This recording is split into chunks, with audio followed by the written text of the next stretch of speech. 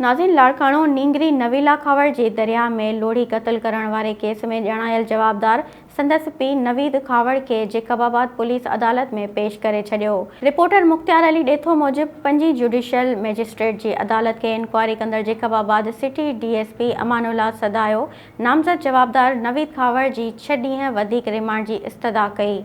अदालत पारां जवाबदार नवीद खावर के 2 ॾींहं जो रिमांड मंजूर कंदे जेकबाबाद पुलिस हवाले करे छॾियो।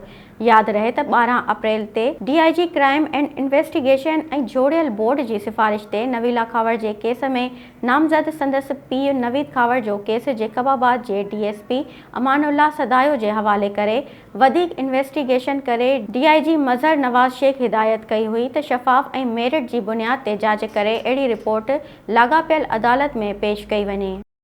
Soomro wallpapers and PVC panel shop 3D wallpapers की वसी रेंज जो आपके घर को बनाए आपके ख्वाबों की तरह खूबसूरत। बेहतरीन क्वालिटी के वॉलपेपर्स और सीलिंग्स बेहतरीन कलर्स और डिजाइन्स में दस्तयाब हैं।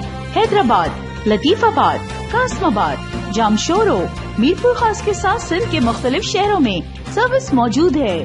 हर किस्म के 3D वॉलपेपर्स और सीलिंग्स लगवाने के लिए अभी राब्ता करें। कॉन्टैक्ट रांजन अली सोमरो। व्हाट्सएप 0333370786 03333702 516। तालिब हुसैन 031713109660।